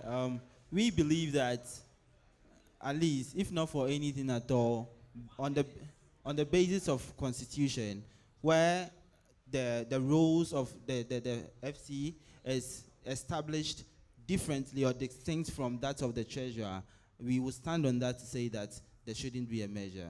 Thank you. Yeah, I believe that going by the constitution and all that, I believe that their work should be distinct from each other. Thank you very much. Based on the constitution, the provisions that is given for treasurer and financial controller, it looks they are synonymous. I think most of them are synonymous, but they are not the same. So I think they should be segregated. But all they have to do is to work in collaboration to achieve the greater good for the SRC. Thank you very much, the chair. And I would want to refer this house back to 2016, where the constitution was presented to GA. This discussion was actually put before the table, and the Constitutional Review Committee mentioned that through their consultations to all SRC constitutions, most of them, they did not see where they had a treasurer and an FC. However, GA requested that or voted that they separate them. Our position is that, considering the duties, they are not extremely different. And one holds assets and one writes documents. Based on that, there's a relationship, and we would advocate that the positions are merged. Thank you. Yeah, so you made mention that the positions should be merged. Well, I believe that the fact that they have things in common doesn't really mean that they serve the same purpose. They should be distant from each other, but then they can work hand in hand on things to make progress. Because if both of them are merged together, then their relevance will not be realized. Do you understand? Their relevance will not be realized. So I believe that it should not be merged together, but rather they should work hand in hand so that they can make progress for the student body. Thank you very much. I thank you very much for at least saying something about my position. The chair, and I'd want to go back to 2016. Yes. Work by JK. We come from far. Yes. So the chair, I have witnessed a lot of GAs under Tarek's administration where, contempt, respectfully, the chair, I have witnessed several GAs under His Excellency Tarek New Obodai Togbo. Thank you. And in most of these, when financial statements are read, the FC comes with the treasurer. The two of them there, assuming that, or the presumption is that they prepared the same document. However, we realize a lot of faults in the documents they present. There are several times when they have been asked to go back and work on their documents. Two people. Ladies and gentlemen, we are duplicating the same office, paying money to people. We need efficiency. And these duties, the truth is they can be performed by one person. And I want to refer to 2016 again. The committee said they did not see where they had treasurer and FC. They do the same thing. We have decided to separate them. GA decided. So if our administration feels that there is a need for us to merge them, we will go back to GA. If GA approves, fine. If they don't, then it is the voice of the people. But our position is that they do the same thing. And the presence of two people doing the same work has not even given us efficiency because they are always asked to go back. The clerk of parliament is here. Yes, they'll go back to work on the document, two people, and they have expertise in accounting. No. Exactly. So our position, based on empirical evidence, and permit me to borrow the words of a candidate, empirical evidence, they have not realized their full potential, and we would advocate that that office should be made one. It is the difference is the name, whether FC or treasurer, the functions are the same. Thank you. Yeah, one of the main reasons why we take this position is that Evans is an accounting student and therefore he understands the principle of value for money. Both the treasurer and the FC, we pay them based on their monthly allowance. Therefore, we came to realize that there is a duplication of duty. So why not we ensure value for money and merging this position instead of paying both the treasurer and the financial controller, we use that money and then pay one person. SRC needs money. Thank you very much. Yeah, I get it. I get it that SRC needs money and all that, but we should not compromise on the responsibility of these two people. You understand? Because if you merge and you give these two jobs to just one person, okay, I'm telling you that the outcome will not be a good one. Because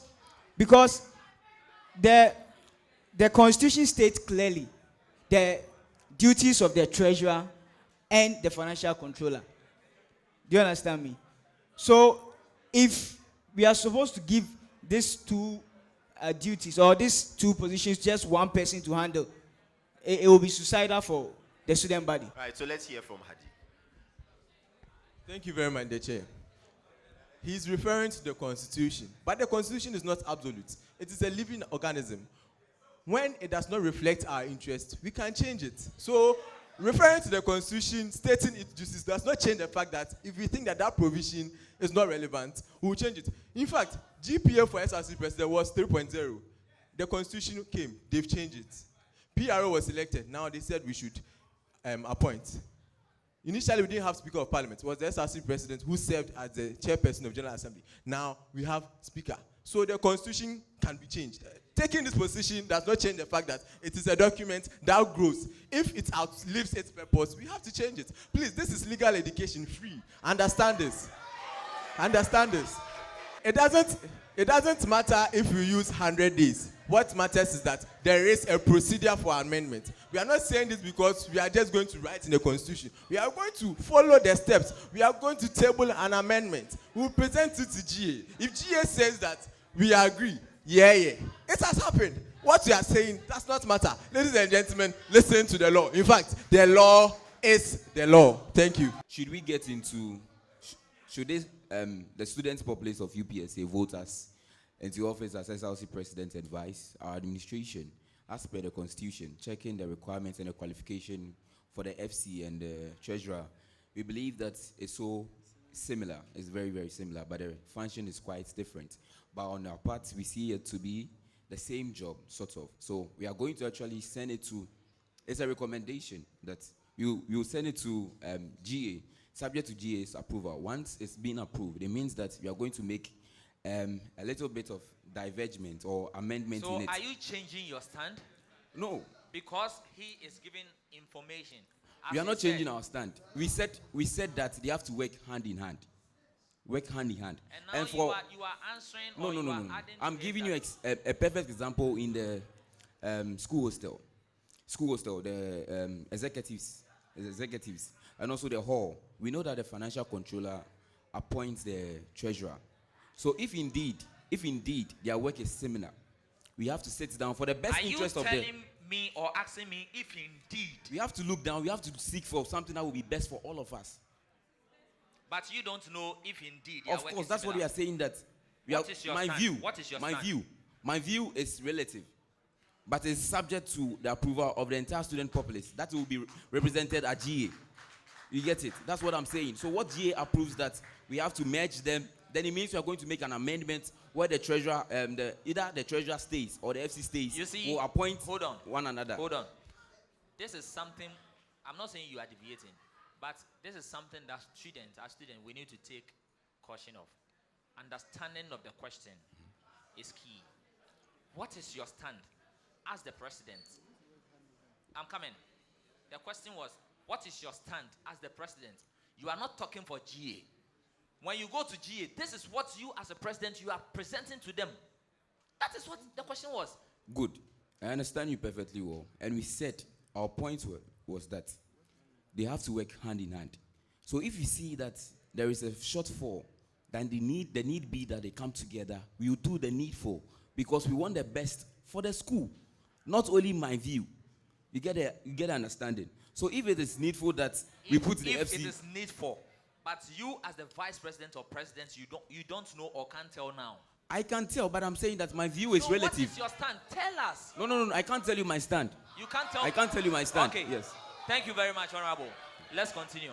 Okay, so on the issue of nukes, and GAPS. Okay, now GAPS is united. So on the issue of nukes, what's your take on that? Would you advocate that UPSA? Okay, so what's your take on that? So the question is that, what is your take on the current happenings of nukes?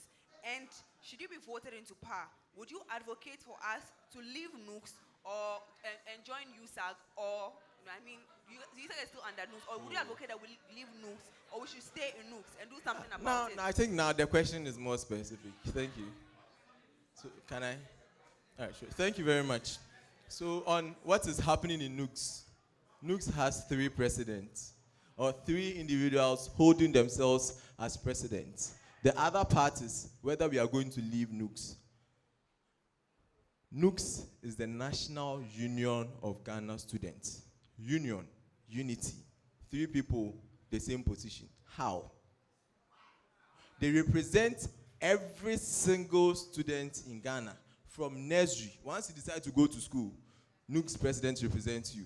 From that stage to the highest level of, once you are in school, they are called a student, you are under nukes. And what they are doing to us is 3 people, because of their parochial interests, cannot come together to fight for us. Now, all of them are representing students. I am nukes president, I am nukes president. If you are asking for our opinion, we do not feel that the representation is fair.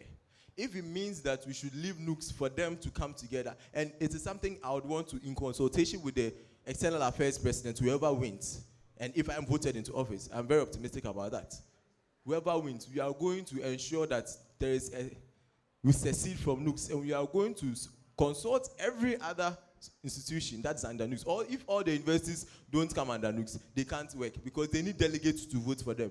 So it is who they are representing and why they are in office. If it means that we should leave nukes so that they come back to their senses, we should even look at why there was nukes in the first place. Before independence, there was nationalism, where nobody fought for a political party, but for the interest of the country. Yes, so the first political party was UGC. Before UGCC, there were other things. WASU, West African Students Union. All of these structures were there to fight for students. Before independence, we were fighting for Ghana. And I don't think that spirit has left. We still have to fight for Ghana, because NUCS is for Ghanaian students, not for NPP, NDC, CPP. So what we are saying is that in order to realize the purpose for which it was established, if it means that we should secede NUCS to reach that, then we are ever ready in consultation with the External Affairs President and the General Assembly. Thank you very much. All right, so simply put, NUCS is divided. And from what I see, it seems to be from political lines. Now, when you look at the section 13 of the NUCS constitution, it says that there shouldn't be any political line in any ranks of NUCS. So you realize that whatever they are doing there contravenes the provisions made in the NUCS constitution. So I don't think it's prudent that we stay in it. But as to how we approach that is a different issue altogether. I don't think we need to just back out just like that. But we need to speak amongst SRC presidents, liaising with our various local NUCS presidents, and finding a way to make the fronts united, because that is what NUCS is about. It's a union, and we need to be united. So thank you very much. I think that's what we need. So, UPSA SRC happens to be part of NUCS. And we shouldn't just back out because of some of these happenings. Okay, we need to build a formidable front that will help the entire student body. So my stand on this is that we need to work things out. We need to advocate in every capacity to make NUCS a formidable front to help, because at the end of the day, to that extent, we realize that when we are part of NUCS, we are championing the interest of Ghanaian students. So we need to be able to advocate, work whatever way we are supposed to do, so that we can build that formidable front and subsequently make progress with everything. Thank you very much, the Chair. We believe that no matter the circumstance, we shouldn't base on that and say we are vacating NUCS, because it is said that some might be you get it, and this is where our loyalty to the union is tested. You see, so I believe that moving forward, it is a matter of involving the major stakeholders. I may not really know who the major stakeholders of NUCS are, but if it happens to be the various external affairs presidents and then the various SRC presidents of the various schools under NUCS, then I think they would have to come together collectively as the major stakeholders and then put a decision before those three individuals who claims to be no president one way or the other. I feel that is the only way forward. Thank you. All right, I actually took a stand. I said, quoting from the NUCS constitution, that whatever they are doing there contravenes the provisions that was given in the NUCS constitution. So we have to actually come out. But the approach we have to take is what matters. So how are we going to do? We need to actually, the end result is that we need to back out, because we can't follow something that the law is coming against. So we actually have to back out. Okay, so what is the approach you think is the best? Now, I believe that to change the system, you don't need to be in the system. You need to be outside the system. And or to change the status quo, you don't have to actually follow the status quo. You have to come out of it. Now, this is how we would back out. First of all, as an SRC president, I'll come out and I'll make sure my local NUCS president as well, we speak amongst ourselves and we back out. All of us, we back out. Now, when we come out, we should take note that if we have to change NUCS, it is not dependent on only one institution. So even if we back out, we still have to work in collaboration. So we would back out, yes, but we would speak to other sister institutions to also back out. And let's find a way to come together and let's find a one front.